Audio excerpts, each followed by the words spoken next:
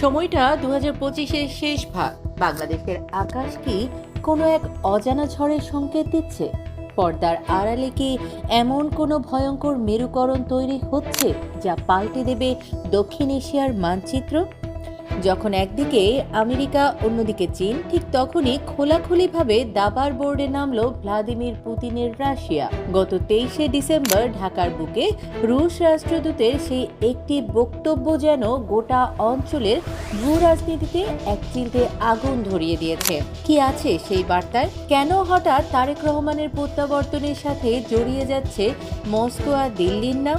আজ আমরা সত্যের মুখোমুখি দাঁড়িয়ে বিশ্লেষণ করব বাংলাদেশকে ঘিরে চলা এই মহাপ্রলয়ের নেপথ্য কাহিনী।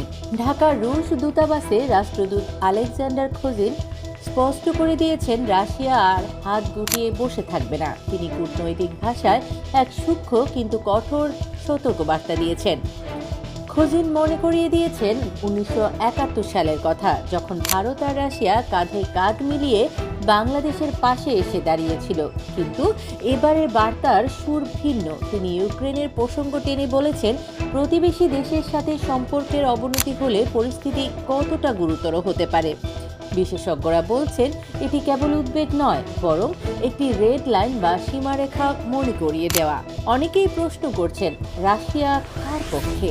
উত্তরটা দিনের আলোর মতো পরিষ্কার। 70-এর দশক থেকে ভারত আর রাশিয়া কেউ কার হাত ছাড়েনি। বাংলাদেশ ইস্যুতেও তারা পাশাপাশি থেকেই কাজ করবে। বিশ্লেষকদের মতে, বাংলাদেশ নিয়ে ভারত যে সিদ্ধান্ত নেবে, রাশিয়া মৌন সমর্থন বা সরাসরি সহযোগিতা থাকবে তাতেই। ঠিক এই উত্তেজনার মাঝেই দেশে ফিরলেন বিএনপির ভারপ্রাপ্ত চেয়ারম্যান তারেক রহমান। আর এখান থেকেই শুরু হলো নতুন জল্পনা। জামায়াতপন্থী সোশ্যাল মিডিয়া অ্যাক্টিভিস্টরা সরাসরি অভিযোগ করছেন, তারেক রহমানের ফেরার পেছনে রুশ ভারত যৌথ শক্তি কাজ করছে। তাদের দাবি, ভারত এদেশে তার হারিয়ে যাওয়া প্রভাব ফিরে পেতে চায়। অন্যদিকে আওয়ামী লীগ ঘরানার অনলাইন সমর্থকদের মতে চলছে মিশ্র প্রতিক্রিয়া। তাদের একাংশ মনে করছে, মূলধারার রাজনীতি সচল করতে এটি ভারত রাশিয়ার একটি কৌশল, যার ফলে ভবিষ্যতে হয়তো সজীব ওয়াজেদ জয়কেও আমরা রাজনীতিতে সক্রিয় দেখব। কিন্তু অন্য অংশটি হতাশ। তারা বলছে, আওয়ামী লীগের শীর্ষ নেতৃত্বের ব্যর্থতায় মোদি আর পুতিন এখন বিকল্প হিসেবে তারেক রহমানের দিকেই ঝুঁকছেন। প্রশ্ন জাগতে পারে, পুতিন কেন বাংলাদেশের রাজনীতিতে এত আগ্রহী? উত্তরটা কেবল আদর্শ নয়, বরং বিশাল অঙ্কের বিনিয়োগ। রাশিয়ার প্রধান স্বার্থ নিহিত রয়েছে রূপপুর পারমাণবিক বিদ্যুৎ কেন্দ্র প্রকল্পে। আমেরিকার নিষেধাজ্ঞার কারণে লেনদেন যখন জটিল হয়ে পড়েছে, তখন মস্কো এখন বার্টার সিস্টেম বা পণ্য বিনিময়ের মাধ্যমেও এই সম্পর্ক টিকিয়ে রাখতে মরিয়া। রাশিয়ার কাছে কোনো নির্দিষ্ট দল বড় নয়, বরং তাদের ব্যবসায়িক স্বার্থ।